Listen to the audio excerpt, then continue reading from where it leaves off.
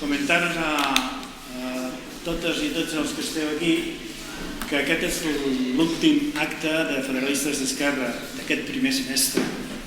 Ja ho veurem, el segon, amb un tema que és sensacional, democràcia en temps d'incertesa, i per això hem portat aquí en Manuel Cruz i la Marta San José, que serà qui liderarà, la doctora Marta San José, i us animo a que després feu preguntes i que el segon cicle, que serà a partir de setembre l'any que ve, podeu comptar amb vosaltres i que us agradi el que hem fet. Endavant, Marta. Què tal? Bona tarda a totes i a tots i benvinguts a l'últim acte, l'últim de les sessions del cicle de ponències de propostes federals organitzat per Federalistes d'Esquerres, que va tenir inici al febrer d'aquest any. Avui tenim com a convidant i ponent el doctor Manuel Cruz. És un privilegi poder-lo tenir aquí a Badalona. I si bé de forma deliberada s'havia plantejat la celebració d'aquest acte just abans de les eleccions europees, del proper 9 de juny, la irrupció dels comicis catalans sí que va ser un esdeveniment absolutament inesperat i que penso que posa en context el canvi que us hem de confessar vam fer del títol o del tema sobre el qual versaria aquest acte. Inicialment el comitè organitzador va pensar que seria apropiat, ja que teníem comptar amb la presència d'un senador del Senat d'Espanya, poder parlar sobre el Senat, sobre una possible reforma del Senat com a vertadera cambra territorial i quin paper podia jugar en la vertebració d'Espanya com a projecte federal i l'encaix de totes les seves nacions, regions històriques dintre d'aquest projecte. Jo penso que de forma, i pensem tot el comitè que va organitzar aquest acte, que el canvi i la suggerència que vostè va fer del canvi de nom i de tema és més que dient pels temps que corren i és parlar sobre la incertesa i com els reptes de la democràcia en temps polítics molt incerts i molt convulsos, tal com l'estem vivint ara, des de l'auge rampant de l'extrema dreta, no només a nivell local o a nivell europeu, sinó també a nivell planetari, des de personatges de l'estil de Mileis, Bolsonaros, Melonis i tota aquesta onada reaccionària que estem patint, la desafecció de la ciutadania i particularment, i de forma penso que molt greu i molt trista, de les classes populars envers la política i com això ha facilitat l'ascens d'aquesta onada reaccionària i particularment també de la gent jove, que jo al final com a persona d'aquesta generació també em sento especialment interpel·lada en aquest sentit. Sense més dilacions passo a presentar el ponent, Manuel Cruz Rodríguez. És doctor en filosofia i catedràtic de filosofia contemporània per la Universitat de Barcelona, amb una dilatada trajectòria acadèmica i investigadora. En el pla polític va ser escollit diputat a les eleccions del 2016 pel Partit Socialista al Congrés dels Diputats i més tard va ser escollit com a senador, càmera la qual va presidir durant uns mesos a la legislatura de l'any 2019 i actualment també continua sent senador i si no m'equivoco i si no em pot corregir tranquil·lament presideix la Comissió General de les Comunitats Autònomes del Senat. A més, ja no? Pensava tenir entès que sí. No canvia nada, no te preocupes.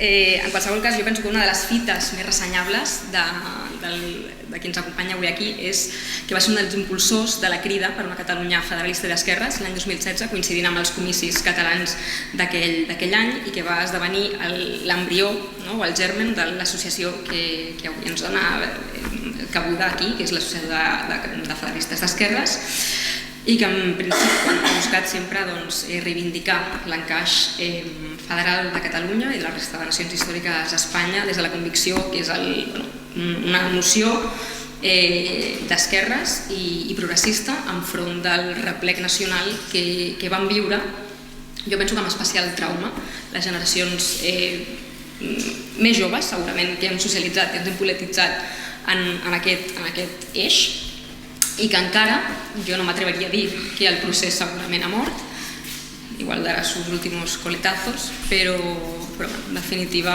crec que podríem en aquesta ponència, més enllà de fer l'anàlisi d'on partim i de com estem, quines són les estratègies o la resposta que pot donar el federalisme progressista. Al final, el federalisme del nostre país sempre ha estat d'un tall netament progressista, per poder donar resposta i enfrontar aquest replec conservador i reaccionari que estem vivint en els últims anys. Jo, sense més preàmbuls, donaria la paraula al senyor Manuel Cruz. Sí que m'agradaria fer un incís. Al final de la seva exposició podríem obrir un torn de paraules, d'intervencions per part del públic, per poder fer de forma molt concisa o algun comentari o alguna pregunta dirigit al ponent.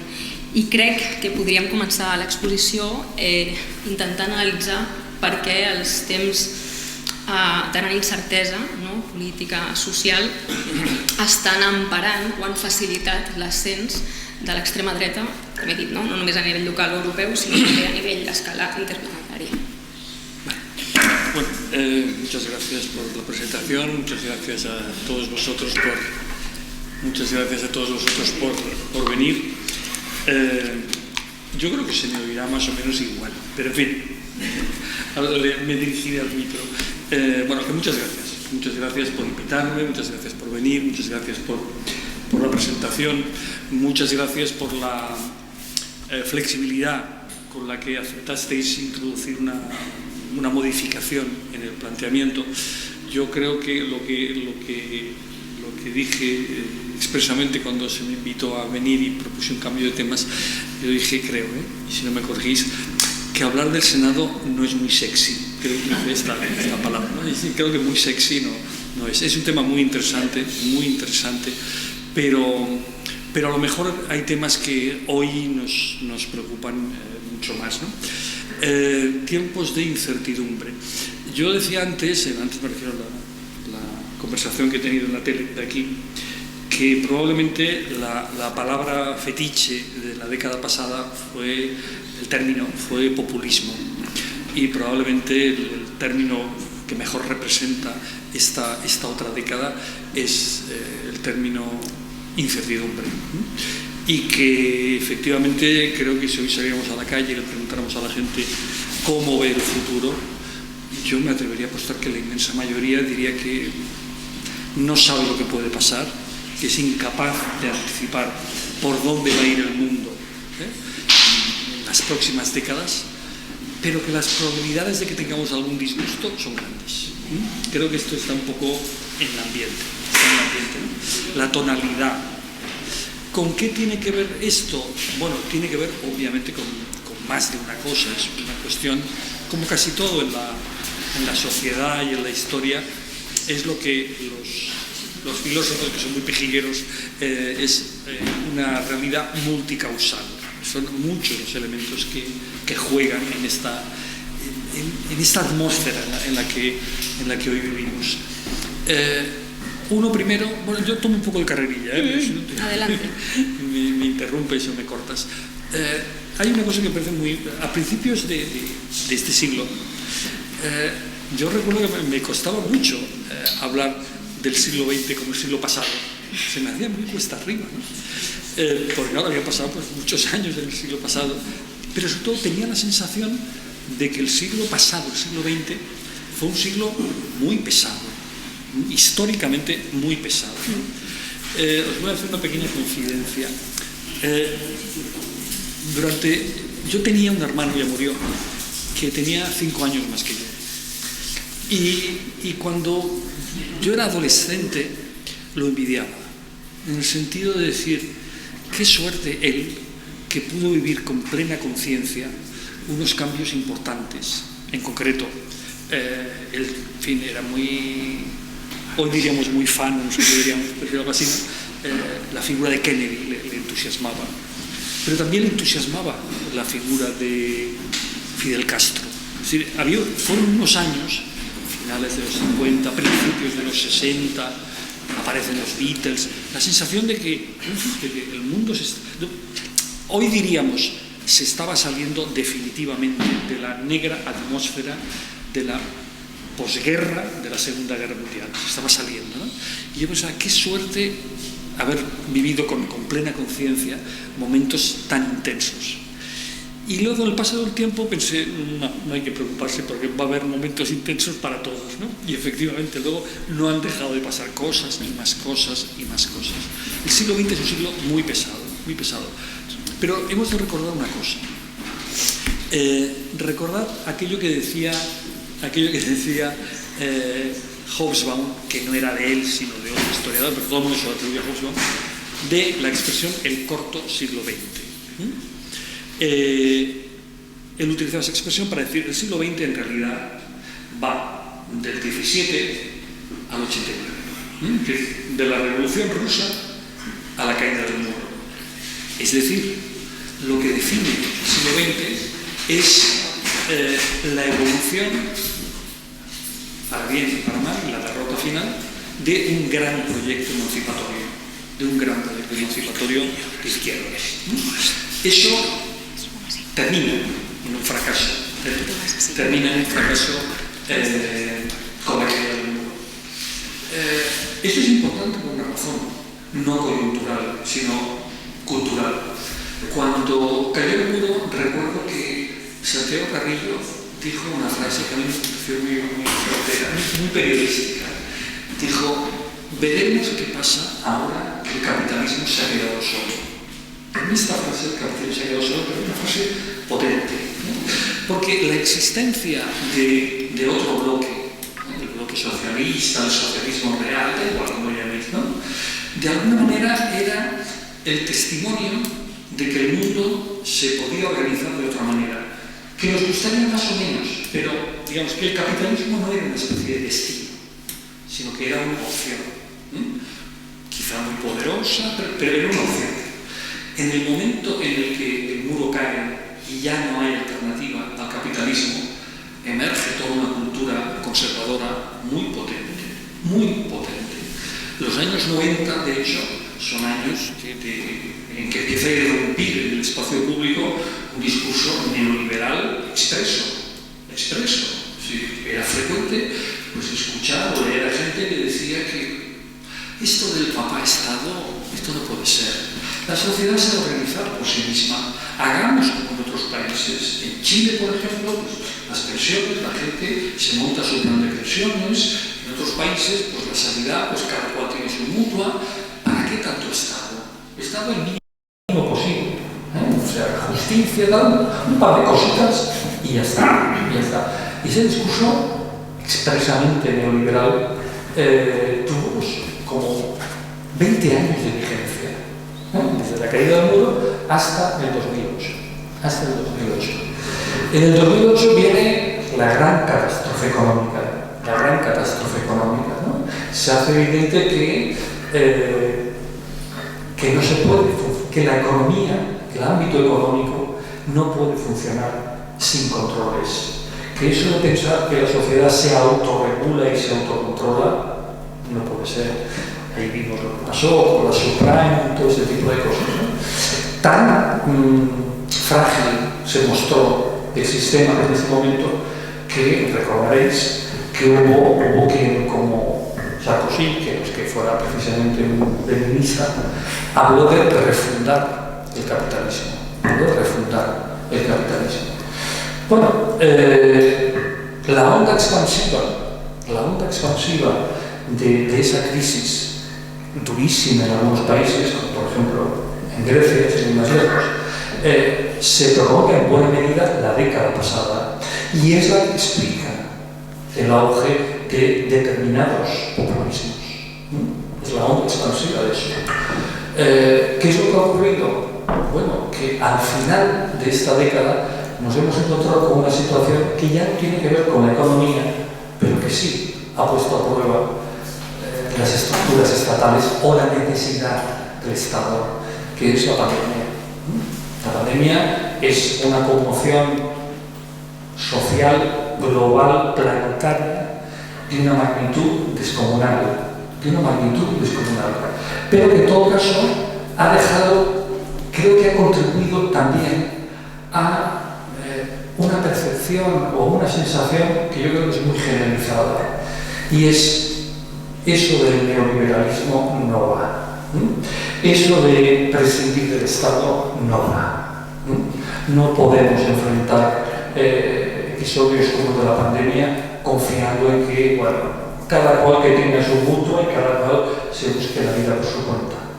De hecho, ahora yo creo que no habría ningún partido, por neoliberal que fuera, que se atreviera a decir en la plaza pública en unas elecciones que hay que reducir el presupuesto de los ministerios de sanidad. Nadie se atrevería a decirlo. ¿Por qué? Porque hay una percepción generalizada de que no podemos prescindir del Estado, que de ninguna manera podemos prescindir del Estado. Otra discusión es qué Estado queremos y con qué criterios tiene que funcionar, pero que necesitamos de un Estado. Y necesitamos un Estado por todo lo que he dicho, que de alguna manera también se podría resumir diciendo tenemos una percepción enorme y generalizada de vulnerabilidad, de fragilidad. No nos sentimos en nada a salvo, sino que nos sentimos más bien amenazados. En este contexto, que es un contexto, por cierto, como es lógico, porque, digamos, la amenaza tiene que ver con el miedo. Es un contexto fuertemente emotivizado. No es raro el surgimiento de propuestas simplificadoras, de carácter populista, a veces de extrema derecha, en otras ocasiones de izquierda. Los discursos, perdón, no quiero meter el dedo en el ojo a nadie, pero los discursos que había en España respecto de la casta y los discursos de Trump respecto a las élites de Washington eran extremadamente parecidos. Y compartían una cierta dimensión, digamos así, antipolítica. Eso, por cierto, no deberíamos utilizar ahora a los populismos o a algunas formaciones en horas bajas como el pim pam pum. No. El problema es que esa reacción, esa especie de reacción, esa cultura temerosa o atemorizada, al final no fue solo exclusiva de algunos pequeños grupos de extrema derecha o extrema izquierda, sino que terminó contaminando también a los grandes partidos, ¿no? Que en buena medida se han sumado o se pueden haber sumado a estos discursos profundamente simplificadores respecto a lo que es la política, respecto a lo que son los liderazgos, etcétera, etcétera. Bueno, yo creo que este es un poco el contexto que proporciona alguna clave para lo que tú comentabas, tanto la dimensión planetaria como la dimensión de la desafección, que por cierto me ha parecido muy pertinente que aludieras a estos dos elementos. La desafección tanto de las clases populares como de los sectores juveniles, ¿no? Es curioso porque es una desafección que coincide el resultado, pero que responde en parte a causas algo diferentes, ¿no? Se acaba de publicar un libro, no recuerdo el título, de Oriol Bartomeu, un sociólogo, sobre la brecha generacional. Y una cosa en la que llama la atención es, bueno, sobre el hecho de que la desafección hacia la democracia, no hacia la política solo, hacia la democracia, en los sectores juveniles es importante. Por cierto, no solo aquí, también en países con democracias muy consolidadas, ¿no? Incluso se han hecho encuestas a propósito de hasta qué punto sectores juveniles estarían dispuestos a perder algunos derechos a cambio de ganar seguridad, y lo aceptaban. Sí, tampoco le daban tanta importancia a los derechos civiles, etc. Eso es algo que está ahí, que está muy estudiado. Bueno, pues Bartomeu llama la atención sobre una diferencia entre generaciones, ¿no? Él dice es que probablemente el problema sea que las generaciones más jóvenes ya no identifican democracia con prosperidad. Mientras que nosotros sí que la identificamos. Damos el resultado que una sociedad democrática es una sociedad que funciona mejor y que, por tanto, a todos en alguna medida nos va a ir mejor en una democracia. Fijaos como cuando se habla, cuando algunos hacen los elogios de la España democrática, la transición, tal, se dice, no, es que nunca le había ido tan bien a España, nunca había prosperado tanto como en los últimos 40 o 50 años. Es decir, en el imaginario de una cierta generación, democracia y prosperidad iban ligadas. En el imaginario de las generaciones más jóvenes ya no van asociadas. Toda una serie de lo que para nosotros son conquistas, por ejemplo, la educación universal, gratuita, la sanidad pública, bla, bla, bla, ellos no las registran como conquistas, sino forman parte del paisaje, ya nacieron con ellas. Entonces no se les puede ir vendiendo eternamente, oye, que esto antes no existía, ¿no? Ese mensaje caducado, no se puede, está naturalizado ya, ¿no? Entonces lo que ellos ven es otra cosa, es decir, lo que me decíais que, para aquello para lo que me decíais que tenía que servir, la democracia, la educación, tal, resulta que no sirve, ¿no? Luego me tendré que buscar la vida de otra manera o en otro lugar. Digamos que la desafección juvenil tiene que ver en parte con eso. La desafección de las clases populares es, yo creo que de naturaleza heterogénea, pero igualmente fascinante.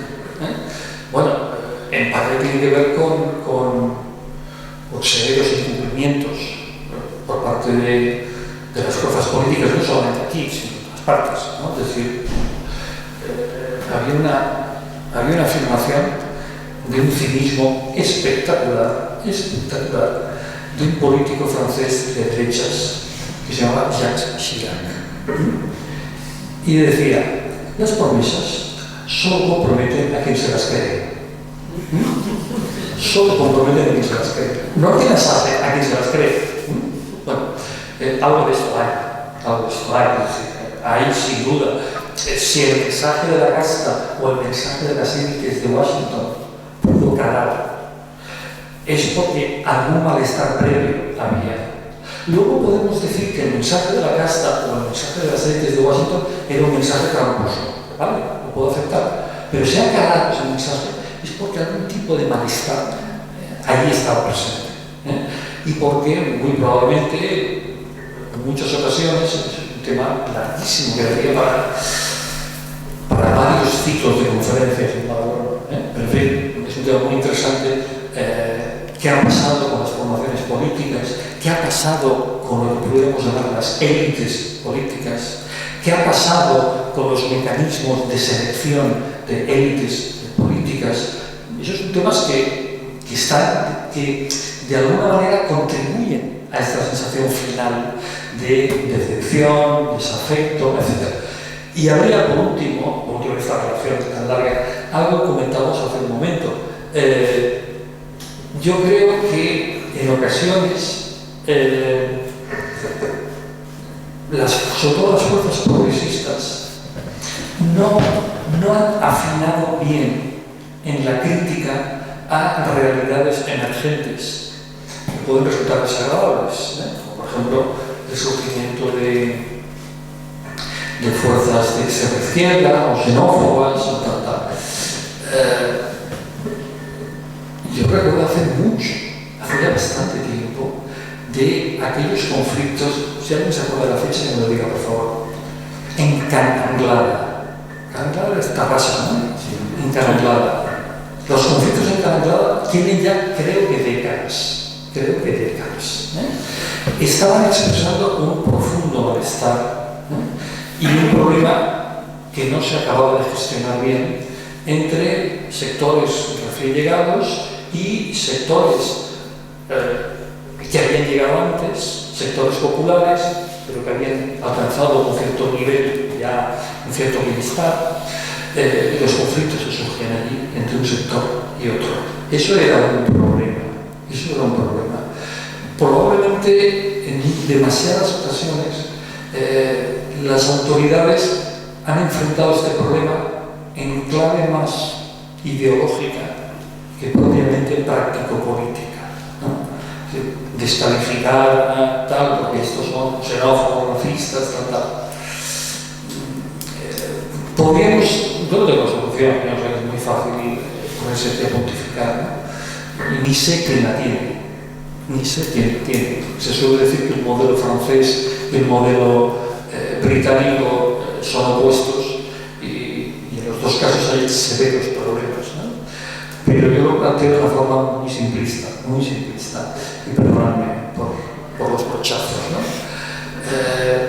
Cuando hay un partido de fútbol en Francia entre la selección argelina y la selección francesa, y nietos de argelinos, nietos, o sea, los abuelos fueron los que emigraron a Francia, nietos de argelinos van al campo de fútbol a silbar el himno francés y a apoyar a Argelia, algo ha ido rematadamente mal. Que las claves de identificación de un joven puedan ser las raíces de sus abuelos, eso está expresando un fracaso. Fracaso cultural, de la escuela, de muchas cosas que habría que analizar con muchísimo cuidado. Pero, entonces, me parece que a veces corremos el peligro, obviamente los fascistas son los que son, y no se trata de blanquearlos de ninguna de las maneras, pero lo que nos conviene, creo yo, es pensar si hemos cometido errores, para intentar rectificarlos, pensar si hemos cometido errores. Nuestros errores, yo a veces, el otro día se lo comentaba a no sé quién, era un periodista, que me preguntaba por el PP y tal.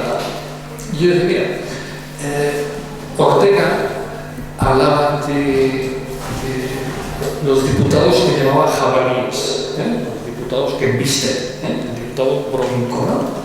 Yo le decía, mira, yo estoy dispuesto a aceptarte que el PP, todo él, a veces se comporta como un partido jabalí, todo él por entero. Pero que el PP sea un partido jabalí no hace buena cualquier respuesta que nosotros podamos darle al partido jabalí. No lo hace buena, de ninguna de las maneras. Y en eso hemos de pensar. Y en demasiadas ocasiones me temo que somos demasiado autocomplacientes. Y como el otro es tan malo, tan jabalí, tan impresentable, tan fascista, cualquier respuesta que le demos nos carga de razón. Y no es verdad. No nos carga de razón. Y ahí vemos que nos tenemos que plantear.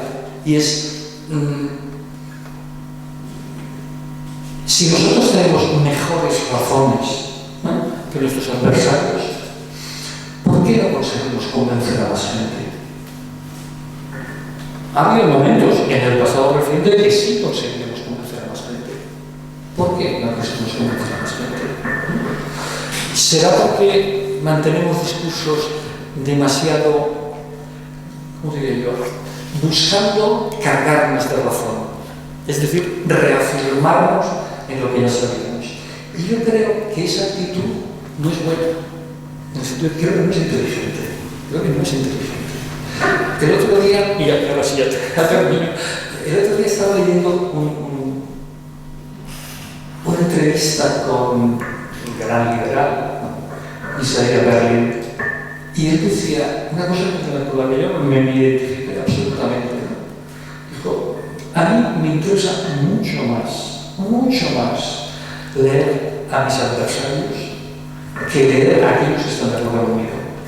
Porque de mis adversarios hay bastantes posibilidades de que pueda aprender y de que me llamen la atención sobre un error grave mío. Mientras que el adversario, el colega, siempre va a dar una palmadita a la espalda. Y así no vamos a avanzar. Y yo creo que a nosotros en este momento de incertidumbre nos interesa mucho pararnos a pensar, intentar descomprimirnos de emociones y de sentimentalidades que suelen ser muy poco útiles e intentar analizar qué es lo que está pasando ¿En qué se diferencia lo que nos está pasando de lo que pasaba en estos momentos? Para mí, charlar de categorías que a lo mejor ya no sirven. Antes lo comentaba en broma. Sube Vox en Andalucía y sale alguien diciendo alerta antifascista. Hombre, no estamos en el 36, por Dios. O sea, lo que toca decir no es alerta antifascista. Lo que toca plantearse es ¿por qué pueblos de Andalucía que estaban votando a la izquierda masivamente durante toda la democracia se nos han ido? Esto es lo que tenemos que reflexionar. El eslogan alerta antifascista nos hace sentir estupendos, pero no nos ayuda a entender en absoluto lo que pasa. Bueno, pues todo para aquí. No, yo creo que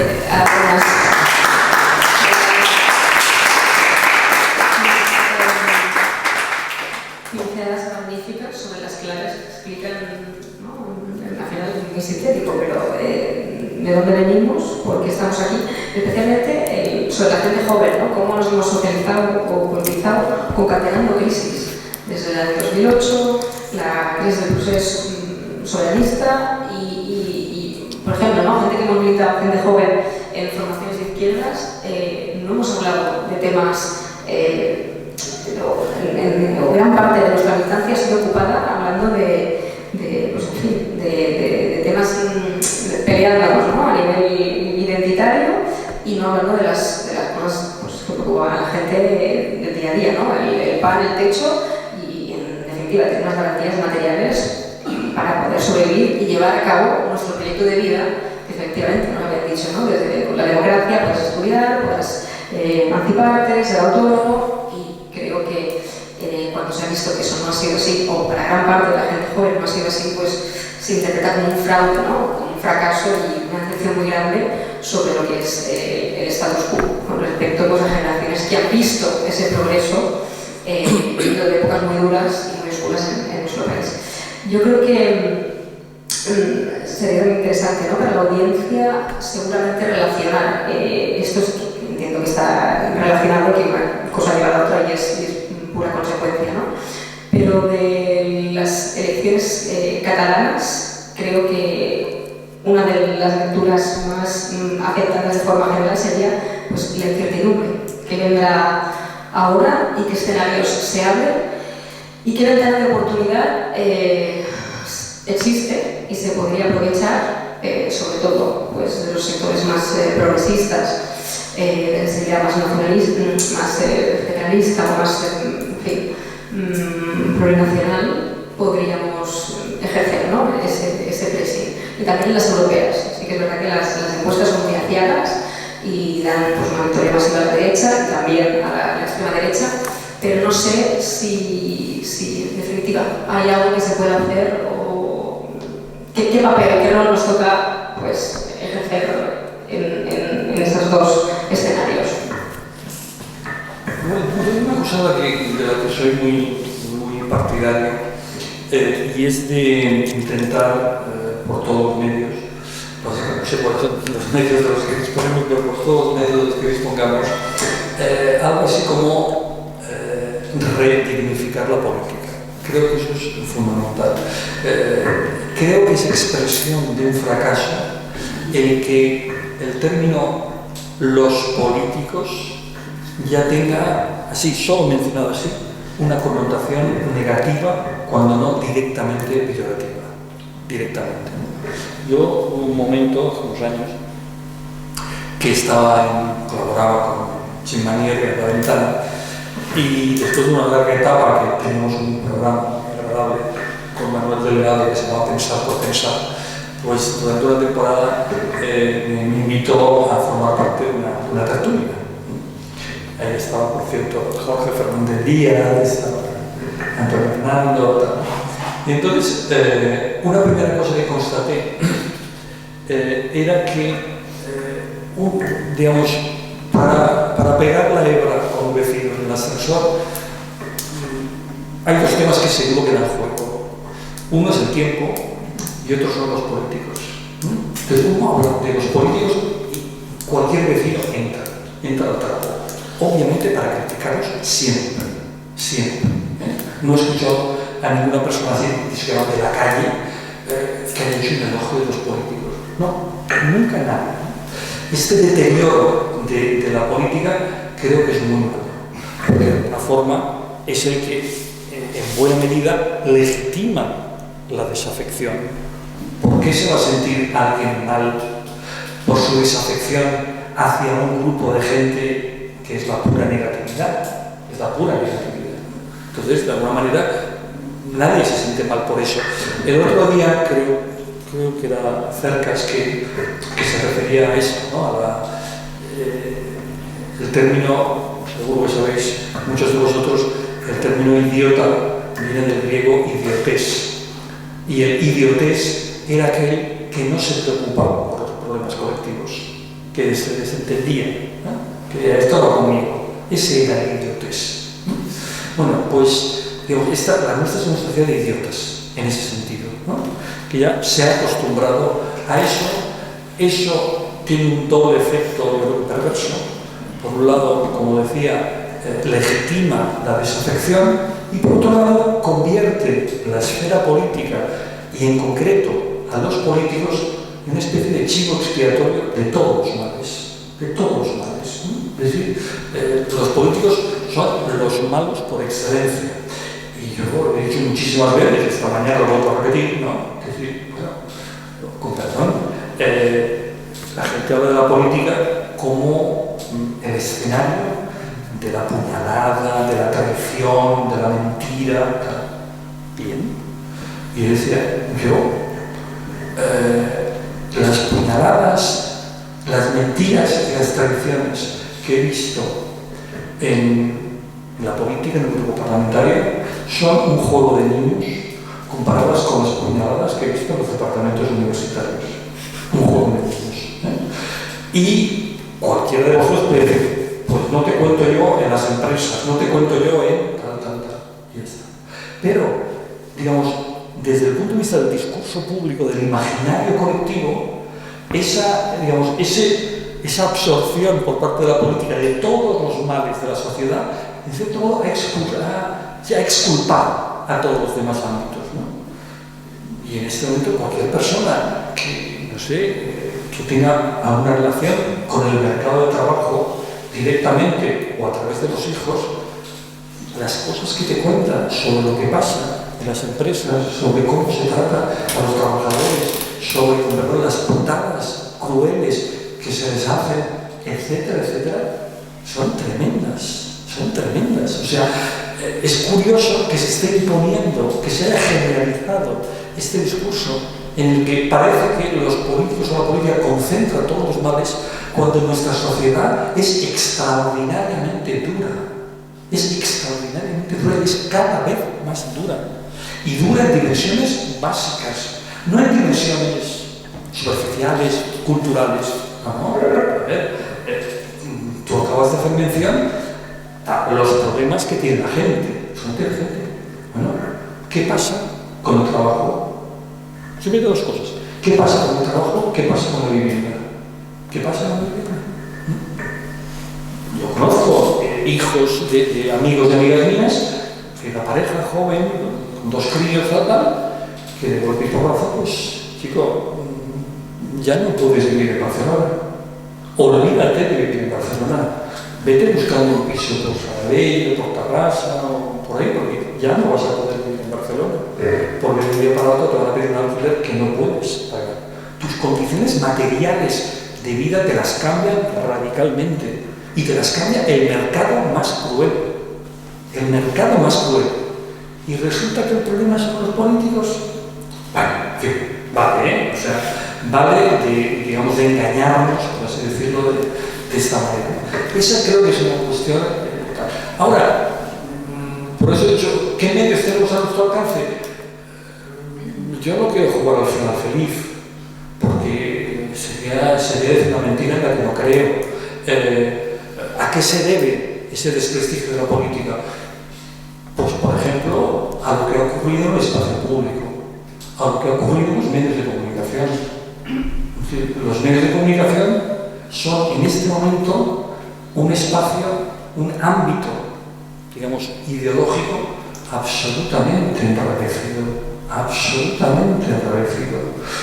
Quiero ser prudente porque en este momento da la sensación de que, en fin, meterse con los medios de comunicación no se sabe muy bien si se está a favor o en contra del gobierno.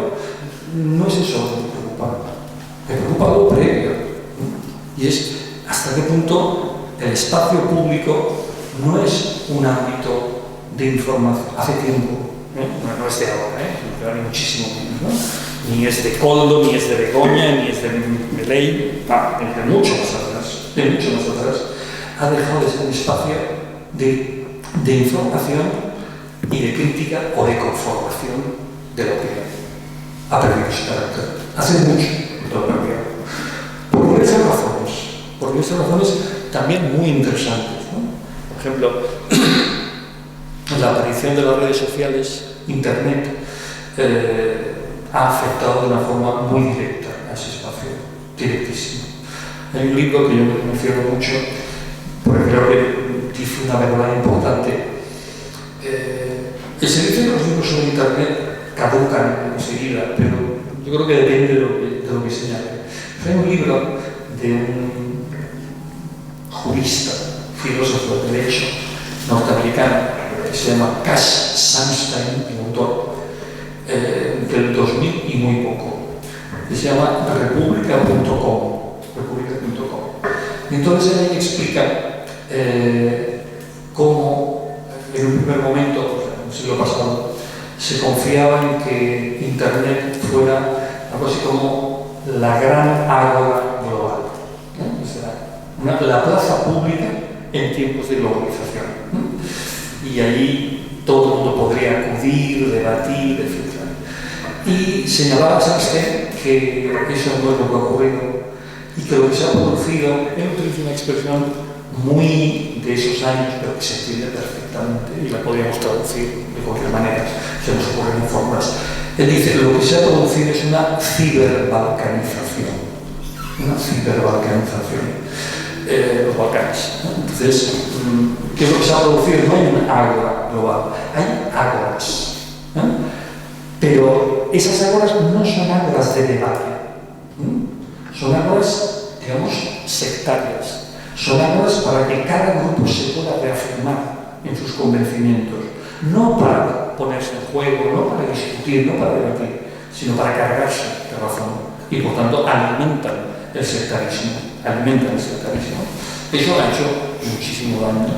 Y eso lo vemos ahora también en los diarios, en los de papel, los digitales, está en todo lado, ¿no? A veces se dice que hay gente, la gente mayor, no acepta que hayan irrumpido en el debate público otras voces, ¿no? Es decir, el hecho de que, supongamos, cualquiera, después de leerse un artículo, pueda poner su opinión en ese diario y tal, como si quienes critican eso le tuvieran miedo a la democracia. Y yo creo que no es así en absoluto. Yo creo que el problema es que ese cambio en el escenario del espacio público de alguna manera ha trastocado todos los criterios de lo que está bien, de lo que está mal, de lo que tiene calidad, de lo que no tiene calidad. Y el espacio público se ha convertido, como diría Humberto Eco, quiero decir, en un espacio productor de ruido. Y ya no es un espacio ni de información ni de conformación de la opinión. Y entonces, ¿qué es lo que pasa? Que uno va a ese espacio público simplemente a buscar a los que piensan como él. Y ya está.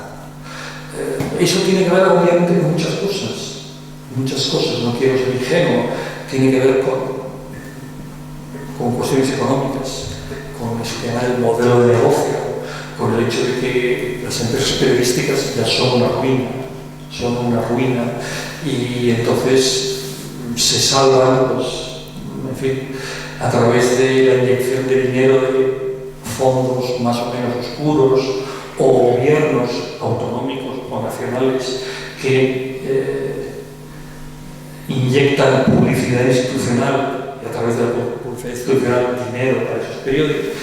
Pero en fin, son todos procedimientos que, por así decirlo, ponen en duda la veracidad de las informaciones, la dimensión crítica, etcétera, etcétera. La verdad es que lo digo sin ninguna acritud, ¿no? Pero uno analiza a quién destina ayudas a los medios de comunicación los diversos gobiernos. Y es tremendo, es desolador. Gobiernos centrales y autonómicos. Entonces, el gobierno autonómico, según su tendencia, ¿no?, subvenciona con más dinero, o sea, con mucho más dinero a un medio afín que a otro. Pero tal cual. El otro día leía los datos en el caso concreto de Madrid. En el caso de Madrid, la Comunidad de Madrid ayuda con muchísimo más dinero al mundo que al resto de diarios. Muchísimo más. Claro, obviamente, el mundo es un diario, así, en fin, por Ayuso inequívocamente. Pero ojalá fuera solamente Ayuso quien hace eso. Ojalá. El problema es que encontramos prácticamente lo mismo en todas partes. Entonces, eso complica extraordinariamente esa, digamos, regeneración de la política de la que yo estaba hablando. De hecho, antes mencionábamos a un amigo común, a Coscubiela, y Coscubiela en alguno de sus libros ha dicho expresamente que los medios de comunicación, que por un lado, por supuesto, son imprescindibles, son garantía de la democracia, es impensable una democracia sin medios de comunicación, pero al mismo tiempo pueden ser, esa expresión suya, un cáncer de la democracia. Entre otras cosas porque de la misma forma que los ecologistas dicen no hay planeta B, tampoco hay espacio público B. Hay el que hay.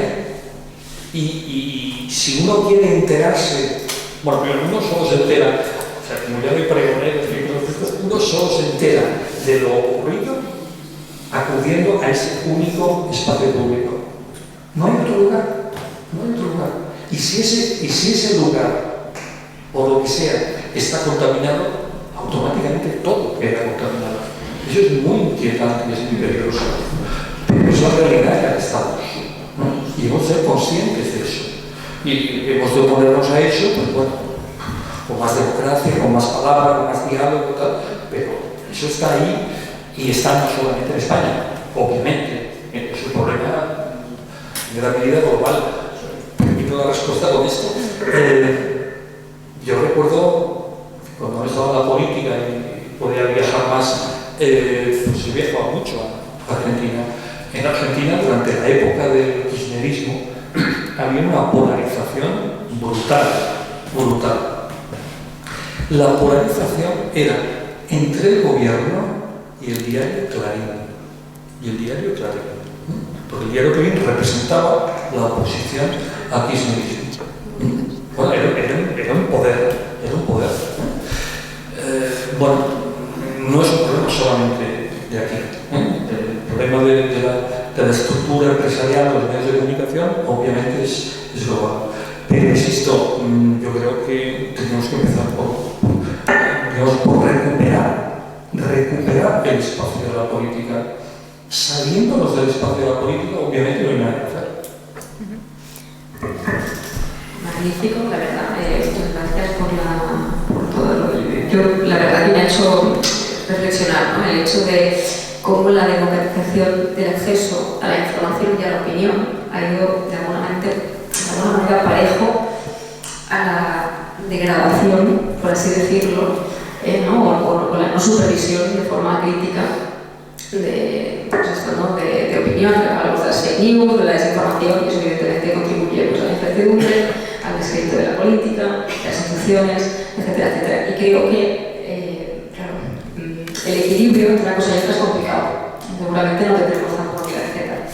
Pero bueno, habrá que seguir pensándolo y reflexionándolo. Yo creo que ya en los 10 minutos escasos que nos quedan podríamos abrir un poco el turno de palabra para quien quiera intervenir, comentar, preguntar de forma concisa, breve si puede ser.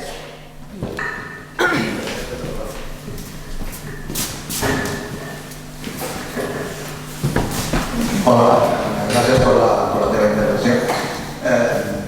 Hablas de desafección.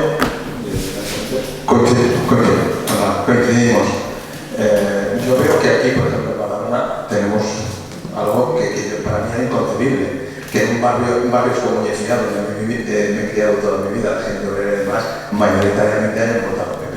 Es alucinante, independientemente del personaje que haya. Entonces esta desafección y este desinterés de mover y este enfrentamiento que se hace bipolarizando y tan agresivo y de buscar siempre el enfrentamiento entre los últimos y los penúltimos, que es lo que se está haciendo, ¿vale?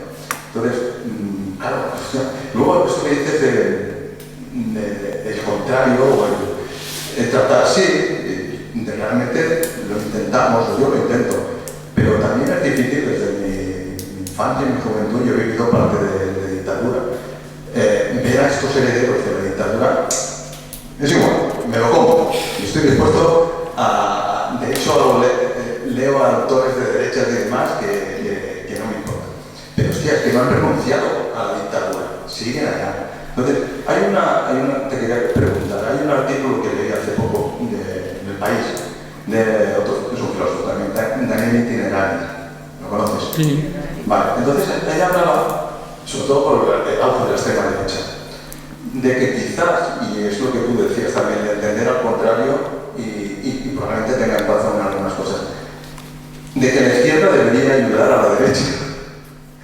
Hace ese postulado, para que la extrema derecha nos suba, deberíamos acercar y la izquierda debería tender puentes con la derecha y aceptar compromisos y educarla en este sentido.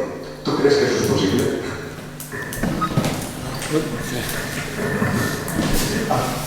No, hay otros. No sé si sería conveniente también intentar agrupar, para hacerlo una intervención que... La mano y la tortilla. Sí, lo hacemos así. Rafa. Yo sí, sin más palabras. Bueno, la mía y la tuya. No, ha sido una intervención extensa, muy extensa, desde el punto de vista del análisis y de la globalidad de temas que ha tratado, por lo cual se hace difícil preguntar. Pero yo me quedo con la última frase que has planteado, la de recuperar el espacio de la política, y la primera, en principio, cuando has dicho el ciclo corto, acabó en 1989, y creo que es el momento en el cual la política perdió su espacio y la economía lo hizo suyo. Hoy en día, para hablar de política internacional, se utiliza que sí, no existe, ¿no? Pero yo creo que hay una primera cosa, y es en qué medida la izquierda se tiene que plantear hasta qué punto la recuperación de la política sobre el control de la economía es un elemento central, ¿no?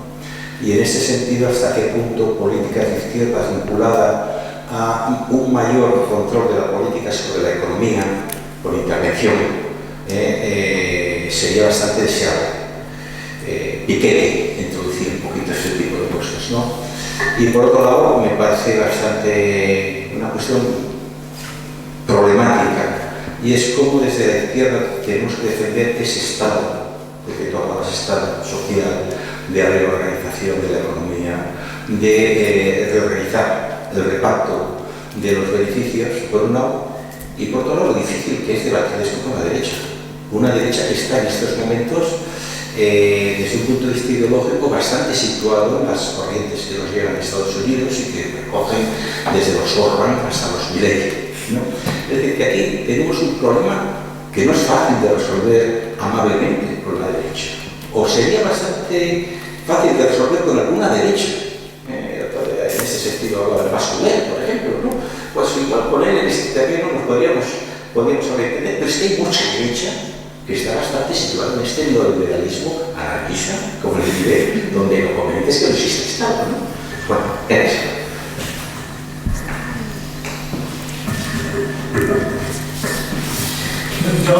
Dos cosas que me parecen de interés, al menos lo son para mí.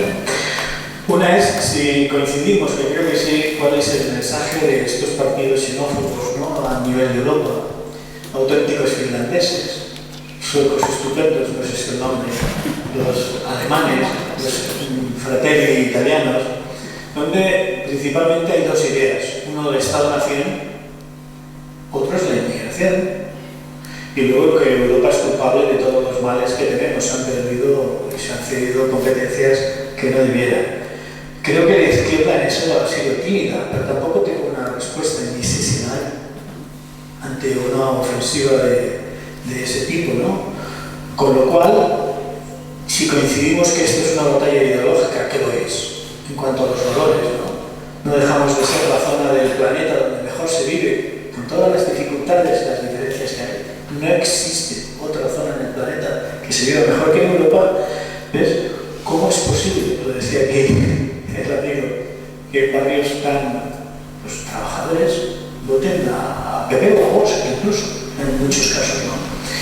Y dejo para el final una cosa que puede ser controvertida, pero no sé si dentro de lo que tú has estado diciendo tiene sentido. ¿Tú crees que en España, en concreto en España, cuando gane la derecha, en algún día ganará, este clima de crispación puede desaparecer o mitigarse?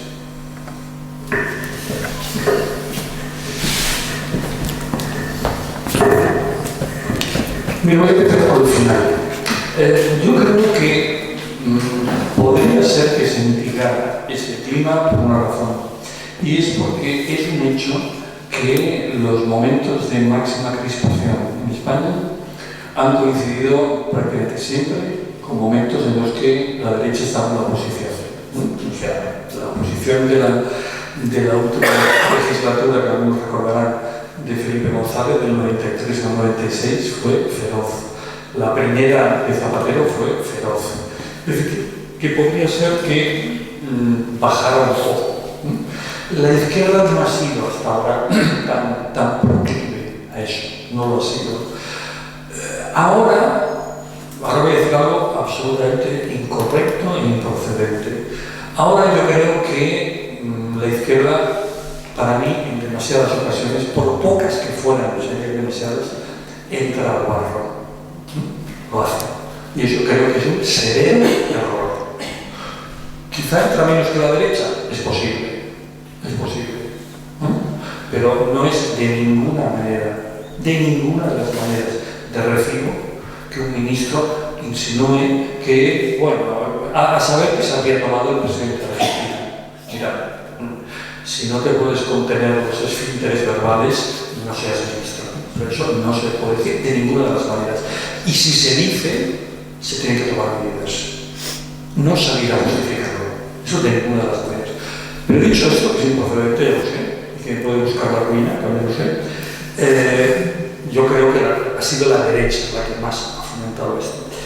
Y yo creo que lo ha fomentado la derecha, quizá debería decir las derechas. Entre otras cosas porque hay un planteamiento que, siendo verdad, no es toda la verdad. Me explico. Con mucha frecuencia los políticos dicen: hemos de hablar de los problemas que preocupan a la gente, que son tal. Esos problemas preocupan a la gente, pero nos guste o no, a la gente también le preocupan esos problemas. Yo tuve, no sé si llegaste a coincidir con él, yo tuve de profesor de lógica en Barcelona a Jesús Mosterín. Y Mosterín, que era un hombre muy rápido, muy inteligente y con mucha gracia, decía: la gente solo está dispuesta a morir por cosas que no existen. Dios, la patria, etc. Tenía gracia, ¿no? Pero en gran parte es así. Es decir, las cosas que afectan a la gente era la independencia, era la identidad, era la lengua en peligro. Eso es lo que realmente más afecta a la gente. Hombre, no, lo que más afecta a la gente es no poder llegar a fin de mes, no poder pagar la luz, no tener vivienda, eso es lo que tal. Pero es un hecho que hay gente que coloca determinadas cosas por delante.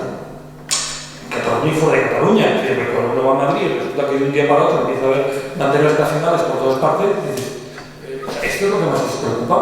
Y la respuesta es sí. ¿Sí? ¿Qué le vamos a hacer? Sí. La gente, en fin, eso, la mata por religión, incluso hay que matar por fútbol. Entonces dices, bueno, eso también está ahí.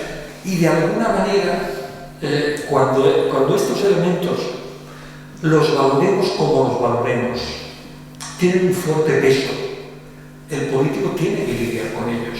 Bueno, también, por ejemplo, imagínate la religión. los problemas a los que puede dar lugar. Claro, la religión no forma parte de las cosas materiales, pero ¿dónde se ha dicho que solo le preocupen a la gente las cuestiones materiales? Sí, normalmente lo que más preocupa son las inmateriales, normalmente, excepto los que están en el límite de la supervivencia. Por tanto, yo ahí, digamos, sería, en fin, escéptico, es posible que con la derecha en el poder bajar la crispación. También es posible con la derecha en el poder la izquierda replanteara sus estrategias. También es posible y probablemente necesario. Y eso tiene que ver con la primera pregunta, ayudar a la derecha. Yo entiendo perfectamente, decirle que ayudar a la derecha a mucha gente le pone de los nervios, por supuesto. Pero en Cataluña hay derecha, y la izquierda catalana se está entendiendo con la derecha catalana durante mucho tiempo, durante muchísimo tiempo. Vamos a ser justos, ¿no? Es decir, algo así como, por si acaso no nos creamos nuestra propia propaganda, por si acaso, ¿no? La derecha, digamos, española es lo que es, sí, por supuesto, pero yo quiero pensar que la derecha española también ha dado gente como Herrera de Miñón, ahora Samper, ahora gente, está, es decir, no seamos, no digo nosotros, lo veo muchas veces en los discursos públicos de la izquierda, ojalá hubiera una derecha tal. Eso, tú no quieres que haya una derecha moderada, a ti te va de maravilla poder tener esta derecha cabezón, te va de maravilla, porque te coloca automáticamente del lado de los buenos. Mientras que si tuvieras una derecha que de verdad quisiera dialogar, te iba a crear un problema. Entonces, yo creo que, por supuesto que hablar de ayudar a la derecha puede resultar un poco indigesto, pero creo que lo comentabas tú, ¿no? De que leer otros medios y tal, ¿no? Lo voy a decir así, ¿no? En este momento, yo no sé si la mejor inteligencia colectiva es la que tiene la izquierda. O sea, en este momento, en España, hay una especie de archipiélago de gente que piensa, que escribe, tal, que durante un tiempo estaba más bien en la órbita de Ciudadanos, que le gustaba a Ciudadanos y le gustaba ese peculiar equilibrio entre liberalismo por un lado y socialdemocracia por otro, y que están ahí diciendo cosas muy atendibles. A lo mejor es gente un pelín moderada, conservadora, es posible, no son fachas de ninguna de las maneras, ¿no? Y además suele ser gente joven, gente tal. Con esa gente nos podemos entender, por supuesto que nos podemos entender. Si con esos no nos podemos entender, entonces ¿con quién nos podemos entender? Solo con los que piensan igual que nosotros, ¿no? Yo creo que hemos de hacer un poco ese esfuerzo. Luego ya digo, por supuesto que el PP como partido puede poner los nervios a mucha gente, tal, lo entiendo. A mí el carlismo, todo el mundo me entiende, me pone los nervios. Y hemos de tratar con los carlistas, no hay otro. Más cosas. Piketty. Bueno, Piketty o Mazzucato, que andan diciendo cosas relativas a pensar adecuadamente la relación entre el Estado y los poderes económicos. Digo pensar adecuadamente porque en realidad eso nunca dejó de funcionar. Es decir, que, como sabemos, los liberales y los neoliberales hablan mucho del Estado como una cosa que no sirve para nada, pero lo necesitan. No solamente porque en muchísimas ocasiones se sirven del Estado. Pongamos, la industria armamentística norteamericana obviamente se sirve del Estado. El Estado es el resorte que le permite a la industria armamentística ponerse en marcha, renovar todo el material, etcétera, etcétera, incluso financiar sus investigaciones, es obvio que lo necesitan. Pero no solamente en estos casos claros, sino incluso para definir las reglas del juego. Es decir, a los poderes económicos les interesa, por ejemplo, determinadas legislaciones en lo laboral. No les es indiferente. Al poder económico no les es indiferente que pueda haber un gobierno de izquierdas que de pronto empieza a regular, no sé, los subsidios de paro, las huelgas, tal, de determinada manera. Y ahí, en ese sentido, se sirve, de una manera, si quieres, sorda o imperceptible, pero se sirve de los poderes políticos. Eso sabemos que es así. En Estados Unidos es clarísimo. No se puede decir que los poderes económicos estén al margen de, o que les resulte indiferente que gobierne Biden o que gobierne Trump. En absoluto. Yo creo que uno de los problemas importantes de lo que comentabas, ¿has sido tú referente a los Estados Unidos? Yo creo que tenemos un problema con la cultura norteamericana, estadounidense. Tú has hecho referencia a que nos ha llegado, pues, así como lo peor del pensamiento de derechas, más derechas y conservador norteamericano, ¿no? De la derecha y de la izquierda. De la derecha y de la izquierda. Porque no sé quién fue quien publicó ese artículo hace ya bastante tiempo en el país, a propósito de los dos feminismos, digamos, que en el mundo realmente tienen peso, y se refería al feminismo europeo y al feminismo norteamericano. La batalla la ha ganado el feminismo norteamericano, con muchas de las desmesuras que estamos viendo. Por ejemplo, en todo lo relacionado con lo trans, que eso es prácticamente importación mecánica de Estados Unidos.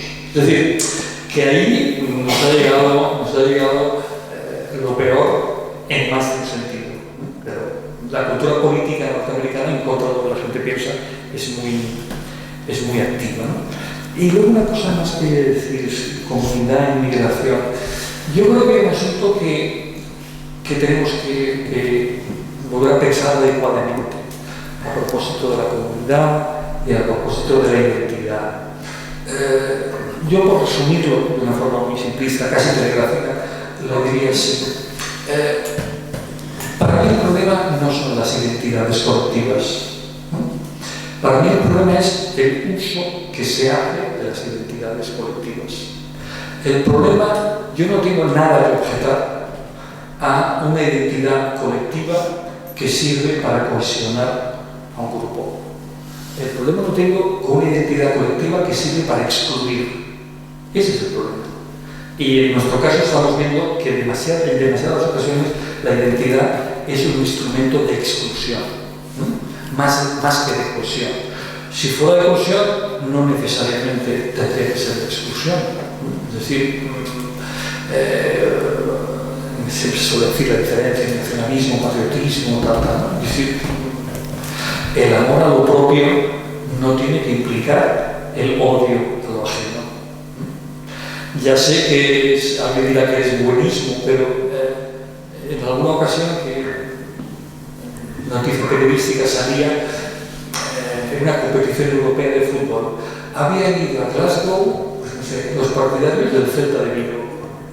Y se habían encontrado en un pub los partidarios del Celta de Vigo y los del Glasgow. Y se habían puesto a cantar canciones, tal, a divertirse, a reírse. Aquí paz y no gloria. Yo soy del Celta, tú eres del Glasgow, muy bien.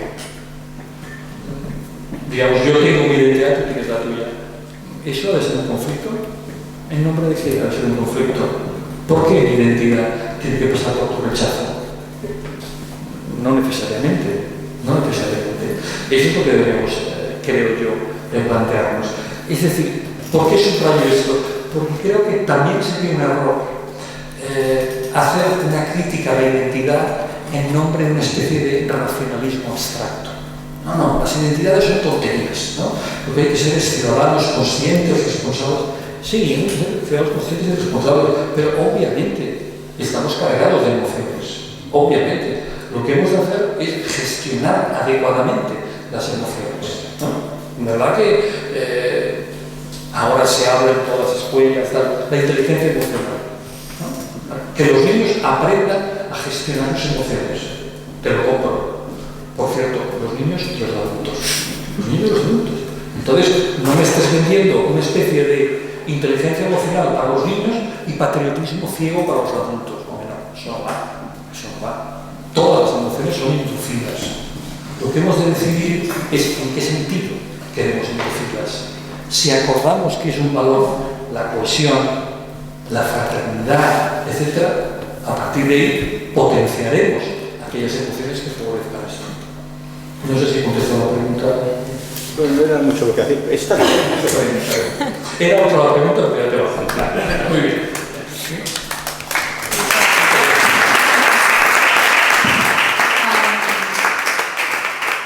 Yo creo que seguiríamos, porque la verdad que estas cuestiones pueden dar para reflexionar y analizar en profundidad, pero por tema logístico no nos permiten extendernos más. Solo agradecerte de forma sentida y sincera, Manuel, tu presencia aquí, y creo que ha sido un privilegio y un honor poder clausurar todo este ciclo de ponencias con alguien de tamaña altura, ¿no? Y trayectoria política e intelectual.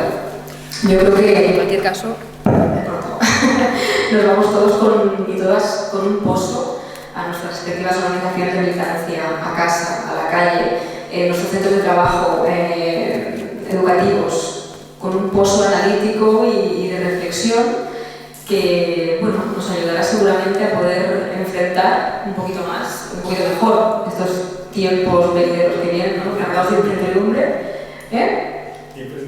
Sí, que nunca mejor dicho, creo que eso termina muy bien tirado y acuñado. Enfrentarlo y pensar soluciones creativas, ¿no? Dentro pues, de lo que cada uno buenamente pueda para dar soluciones y enfrentar el mundo que ha de venir de la forma más progresista, justa y solidaria posible. Creo que es la sinceridad que nos